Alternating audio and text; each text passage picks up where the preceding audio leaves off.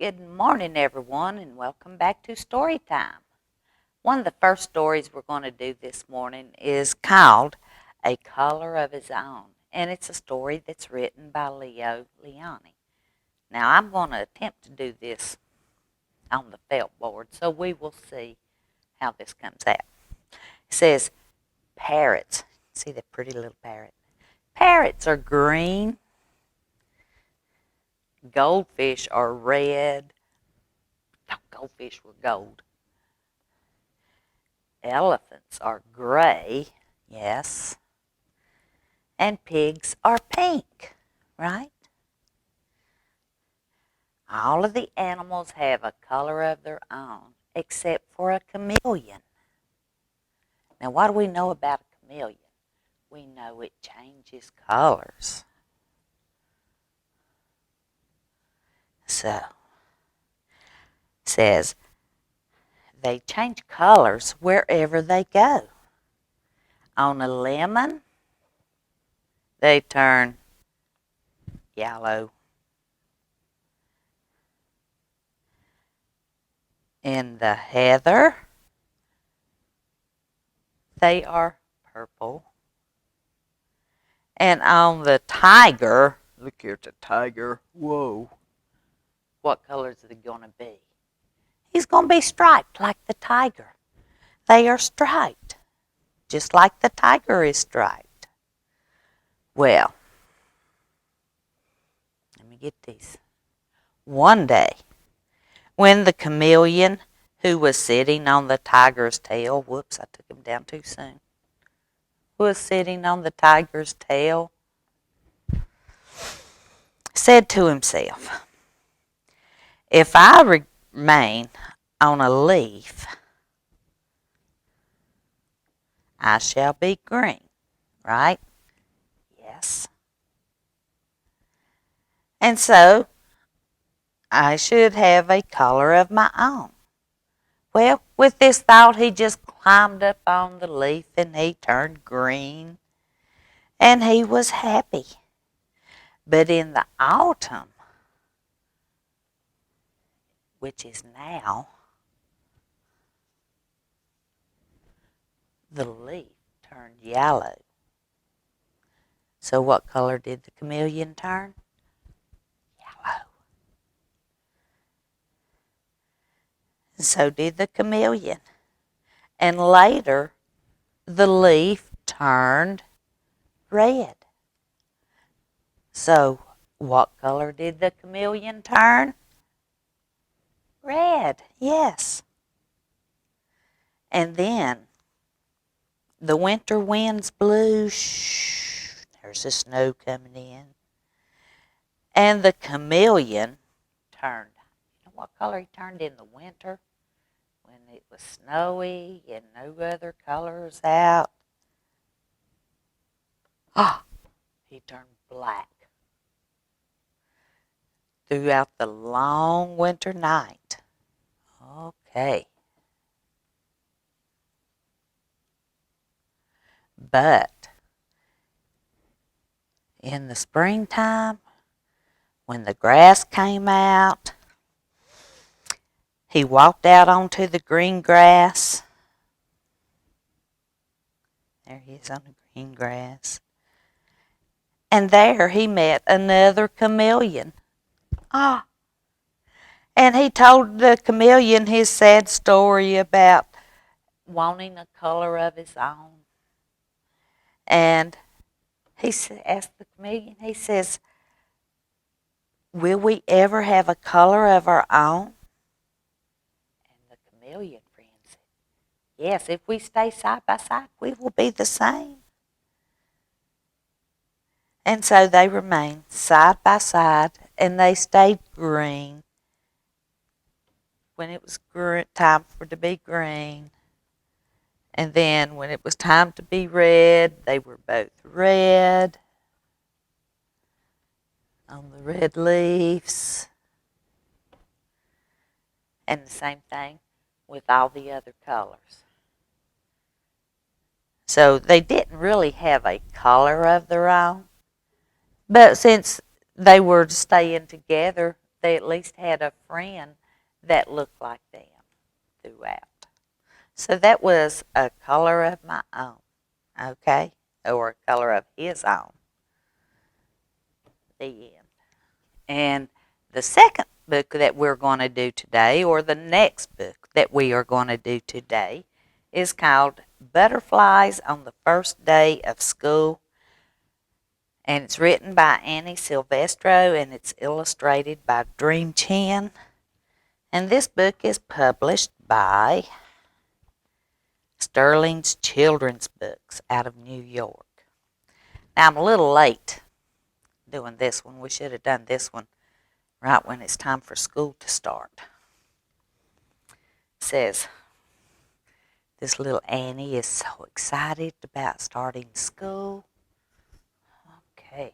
It says, a month before school, Rosie picked out her very first backpack, and it was covered with flowers, and she loved it with all of her heart. So she paraded around proudly, saying, "Don't worry," she told her sister Emily. "Someday you'll be big enough to go to school like me."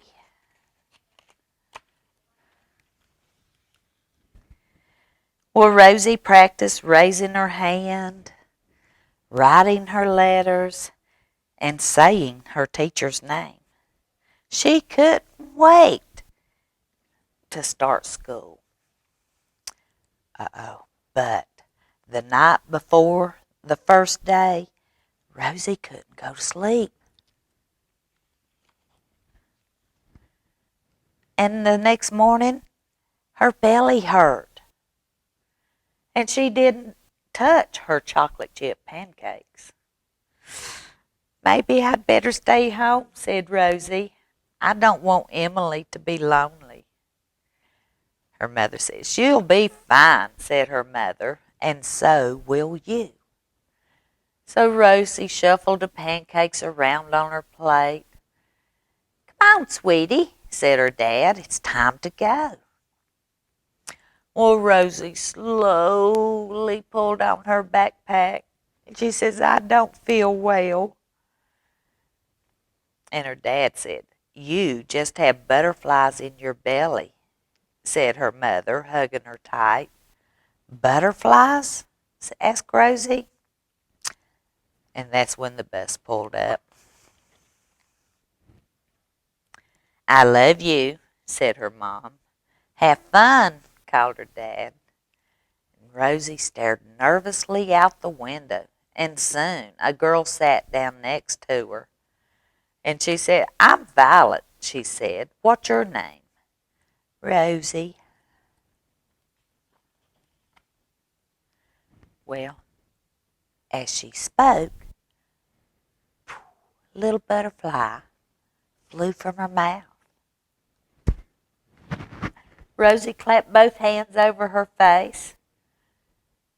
And Violet says, "Are you okay?" Rosie nodded her head. "I have Mrs. Mancini," said Violet. "Me too," said Rosie. And the words just tumbled out on two silver butterflies. And Rosie watched them flutter off down the aisle. Violet didn't seem to notice the butterflies. So they get to school. "Welcome," said Mrs. Mancini as the girls entered the classroom. She said, "Hang up your backpacks and then meet me on the rainbow rug." Everybody fidgeted in a circle, and their teacher goes, "Let's get to know each other," said Mrs. Mancini. "I'll go first." She told him, she says, "I have a golden retriever named Barney. I love chocolate cake, and I'm terrified of spiders." Well, Violet went next. She says, "I'm allergic to dogs and sometimes to my brother Alex. And this summer, I rode a train for the first time." That's Jay said that. He rode the train. I want to be an astronaut farmer or an astronaut when I grow up, said Allison. And the butterflies started building up in Rosie's little belly, and she's waiting for her turn, and suddenly everybody's eyes was on Rosie. Rosie took a deep breath. She says, I have a baby sister named Emily. And 3 butterflies just flew out in the air. She says, I love to sing and play soccer, and I wish I had a freezer in my room so I could eat ice cream whenever I want. Well, the whole class thought that was funny, and they laughed. And Rosie's stomach started feeling a little better. And after that, Rosie sat at the art table, and she painted a flower on a giant easel, and then she made one for Violet, too. And then they helped Jay build a train out of blocks, and from time to time, the little butterflies rumbled in Rosie's belly, and occasionally 1 or 2 of them slipped out. But by the time recess came around, she could barely feel them anymore. Rosie dashed out onto the playground and called, You're it! Everybody raced around to play tag. But one girl stood alone under the oak tree, and she held her hands on her belly, and Rosie walked over to her. And she says, Want to play? And the girl nodded. She says, I'm Rosie. What's your name? She said, Isabella. And as she answered, butterfly after butterfly just soared up into the sky. And Isabella looked up, and she was amazed. Feel better? Asked Rosie. Much, said Isabella.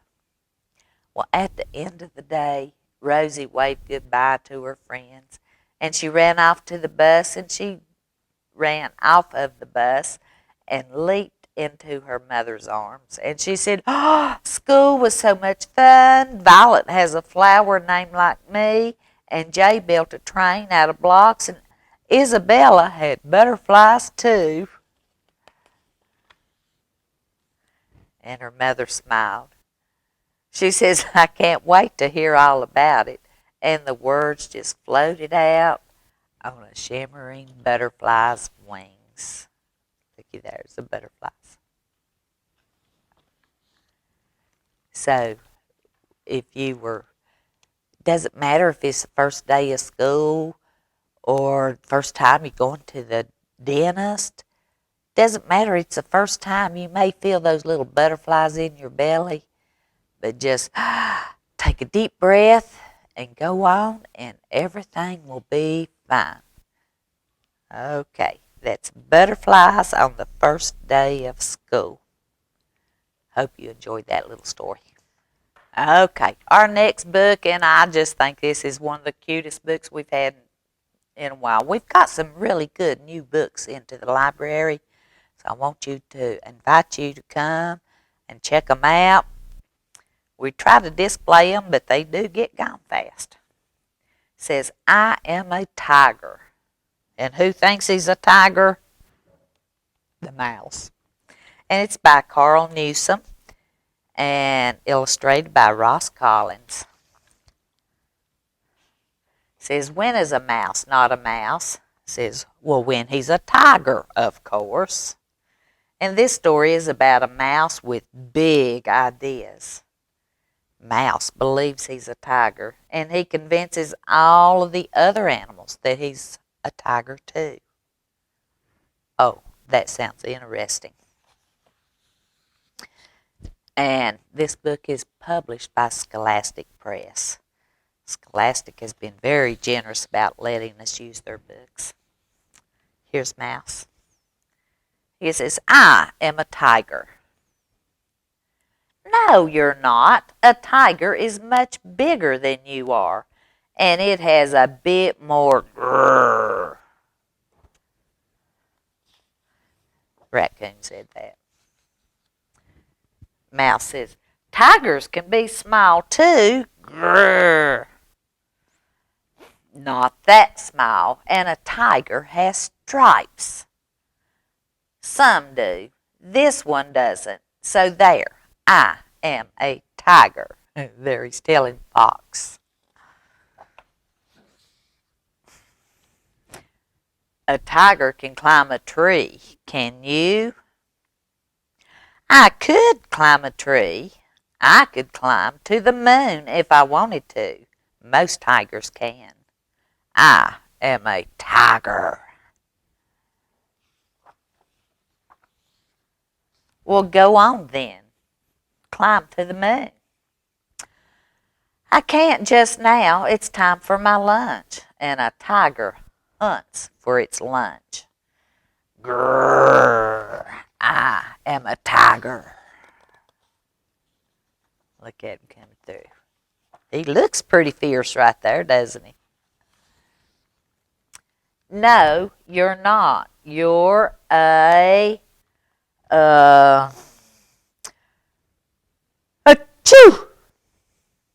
I'm not an, achoo. I am a tiger. Whoa, who is this? He comes and he says, no, I am a tiger.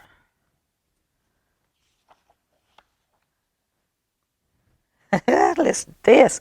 Mouse goes, ha ha ha, you're not a tiger, you're a mouse. Look at your tiny little twitchy nose. And look at your little hands and feet. And I bet you had cheese for breakfast. I am a tiger. I can do this. Look there as he's juggling. Can you? And what about this? Oh dear. You, sir, are definitely a mouse. And I am a tiger. Well, the tiger says, if I am a mouse, then what are they?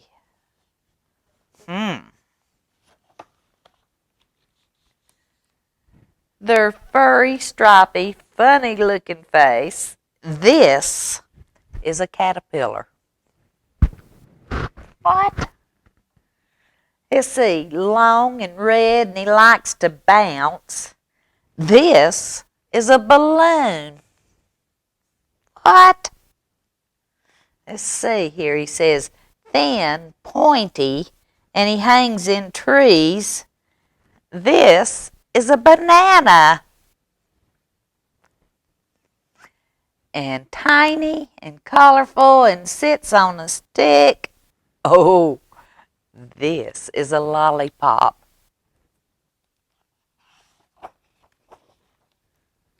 Huh? Look at him. Mouse says, now, I really must be going. My lunch won't catch itself. Guys, what a silly old bunch you are.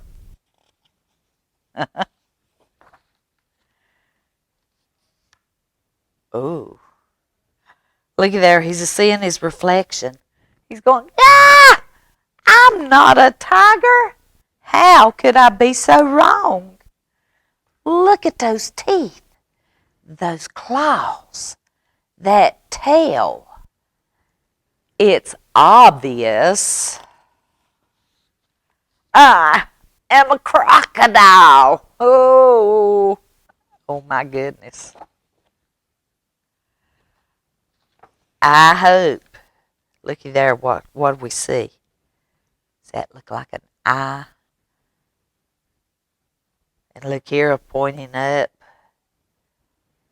to shape. I think he's on a crocodile's head. Little mouse, better look out. But he actually convinced the others he was the tiger, and they were not the raccoon and the tiger and the parrot. It just goes to show if you argue long enough, you can talk people into a lot of different things. I am a tiger. Okay, guys, I hope you've enjoyed story time today, and I hope you will tune in on Tuesdays and do listen to Storytime Cooks with Carmen Long.